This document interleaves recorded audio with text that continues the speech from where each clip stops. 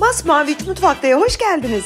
Sevgili arkadaşlarım, bugün sizlere çok istediğiniz Alman mutfağından Alman usulü elmalı pasta tarifim var. Şahane bir lezzet. Hemen başlıyorum. İyi seyirler dilerim. Tarifimize kelepçeli kalıbımızın kenar duvarını yağlayıp alt tabanına da yağlı kağıt geçirip buzdolabına alarak başlayalım. Tarifimiz için 2 yemek kaşığı kuş üzümümüz var. Varsa kullanın, yoksa da çok büyük bir sorun değil. Kuş üzümümüzün üzerine şöyle kettle'da kaynattığımız sudan biraz döküp kenara alalım en başta. Bu hem üzümün yumuşamasını, biraz su çekmesini sağlayacak. Hani pastanın içinde böyle ağzımıza katır kutur gelmesin diye. Üzümleri kenara alalım. Hamurumuz için gerekli malzemeler: 125 gram yumuşak tereyağı. Yoğurma kasemizi alalım. 1 tane yumurta. Yarım su bardağı şeker. Gördüğünüz gibi çok aşırı tatlı bir pasta değil. Yarım su bardağı tam denk düşüyor. 1 paket vanilya. 1 tatlı kaşığı tarçın.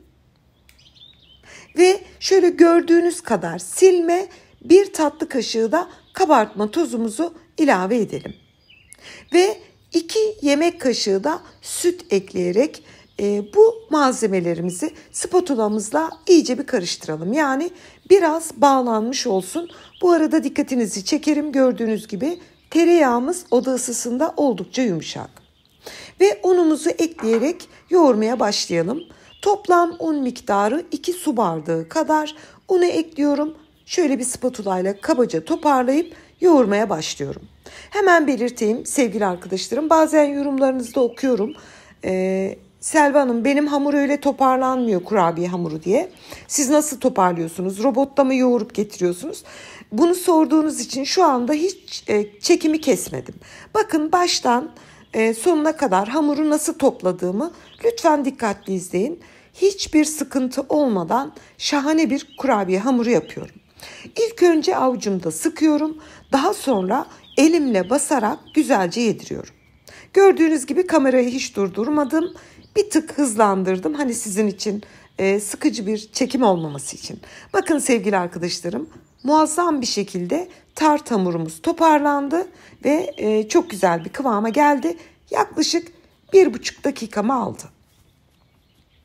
Ve hamurumuz istediğimiz kıvama geldi. Hemen size şöyle bir gösteriyorum. Orta yumuşaklıkta, pürüzsüz, ele de hiç yapışmayan bir tart hamurumuz hazır. Şekil vermeye başlayabiliriz. 4 adet elma kullanacağım. Sevdiğiniz herhangi bir elmayı kullanabilirsiniz. Elmaların önce kabuklarını soyuyorum. Daha sonra da yarım ay olacak şekilde ince ince dilimleyerek tabağa hazırlıyorum. 4 tane elma kullanıyoruz. Bol elmalı bir pasta bu. Şöyle orta kısmını ben bu şekilde çıkarıyorum. Gözünüzden kaçmasın. Bütün geçişi de size şöyle gösteriyorum. Bu detaylar özellikle civcivler için çektiğim detaylar. Bütün elmaları doğrayıp hazırladım. Biliyorsunuz en başta kuş üzümünü kaynar suya ıslamıştık. Hem yüzeyindeki tozu ilaçlıysa o gitmiş oluyor. Hem de üzümümüz biraz yumuşamış oluyor. Yani az önce de belirttiğim gibi pastamızın içerisinde sert kalmıyor.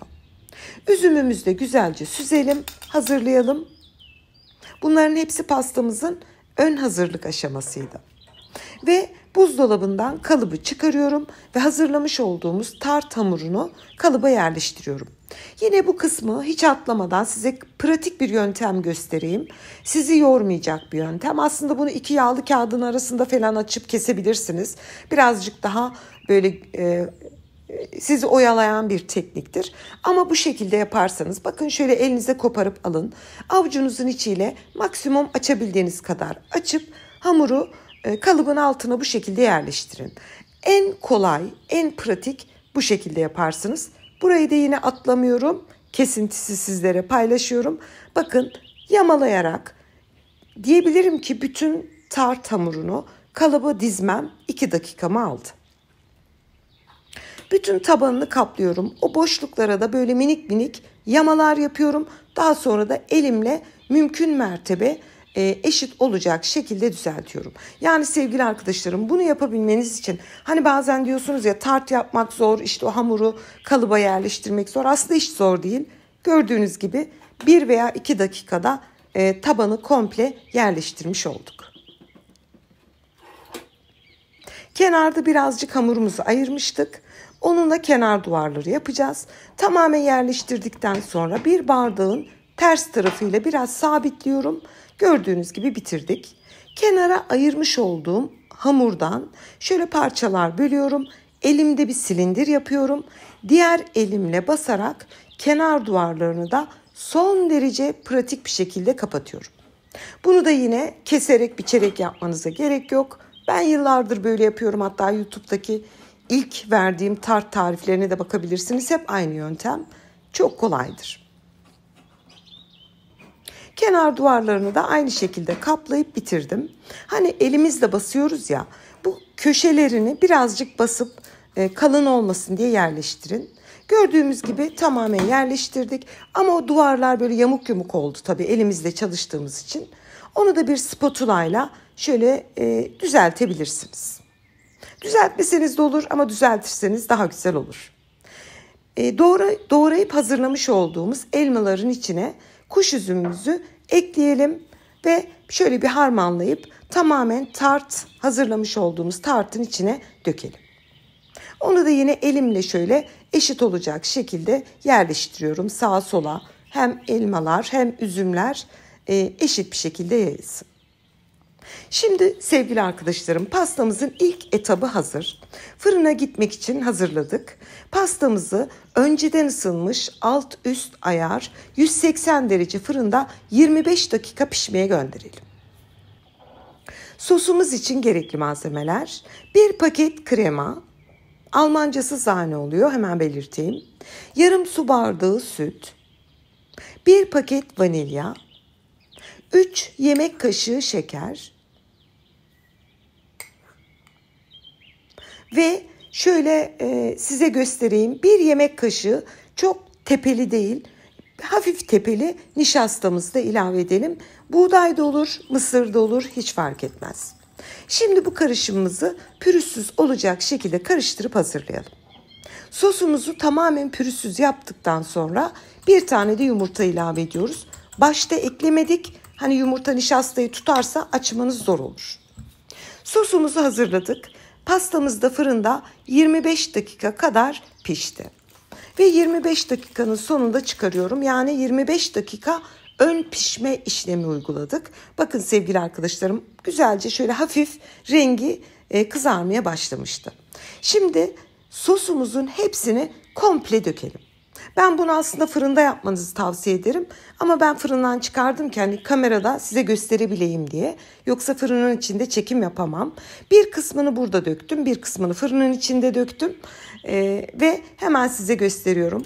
Hepsini döktükten sonra şöyle bir sağa sola sallayın. Sos iyice elmaların arasından aksın. Bakın sevgili arkadaşlarım, komple yüzeyini kapattı. Tekrar 20 dakika fırında pişirmeye devam ediyoruz. Ve toplamda 45 dakika pişen pastamızı fırından çıkarıyorum. Bakın sevgili arkadaşlarım, o su gibi döktüğümüz sos nasıl güzel bir kıvam aldı. Hiçbir kımıldama yok, sabitlemiş, kendini de çok güzel bir şekilde tutmuş bir sosumuz var. Şöyle biraz soğuduktan sonra, yani kalıbı elimle tutabileceğim şekilde ise bir hamur kartıyla kenarından şöyle bir her ihtimale karşı geçiyorum. Sos yapışmayan bir sos ama mutlaka şöyle bir geçin ki gene de biz risk almayalım. Ve kelepçeli kalıbın kenar duvarlarını açıyorum. Bakın sevgili arkadaşlarım, o cıvık sos hiçbir şekilde yapışmış değil. Hemen şöyle bir tele transfer ediyorum. Terleme olmaması için. Muazzam bir pasta. Hemen sıcakken üzerine de biraz tarçın serpeleyerek bitirelim. Çok güzel görünüyor. Kokusu da şahane. Fırından nefis kokular geliyor ve pastamız sunum için hazır. Alman usulü soslu elmalı pasta tarifi hazırladım bugün sizlere sevgili arkadaşlarım. Çok istiyordunuz Alman tariflerini. Bugün sunmaktan çok mutluyum. Hemen size şöyle bir gösterdim. Dilimliyorum ve büyük bir zevkle doku testine geçiyorum. Şöyle size bir güzelliği göstereyim sevgili arkadaşlarım. Görüyorsunuz şahane bir tart hamuru, elmalar ve o döktüğümüz sosun kıvamına bakın. Hemen bir tane daha göstereyim. Yani ben bazı tariflerde böyle kesince sanki bir tablo gibi duruyor. Bu tarifte onlardan bir tanesi. Çok güzel bir kombinasyon. Tart hamuru, elma, kuş üzümü ve üzerinde kremalı sosu. Şahane bir lezzet. Hemen şöyle size dokusunu da göstermek isterim. Çok lezzetli ve çok güzel bir pastadır sevgili arkadaşlarım. Ben bugün bu pastayı size elma ile yaptım. Farklı meyvelerle de yapabilirsiniz. Mesela vişneyle yapabilirsiniz. Mesela konserve şeftali ile yapabilirsiniz. O da çok lezzetli olur. Çok güzel bir pastadır. Umarım sizlerin de hoşuna gitti. Her açıdan doku testi yapmazsam biliyorsunuz içim rahat etmiyor. Şimdiden yapacak tüm arkadaşlarıma afiyet, bal, şifa olsun diyorum. Yeni tariflerimde görüşmek ümidiyle. Hoşça kalın.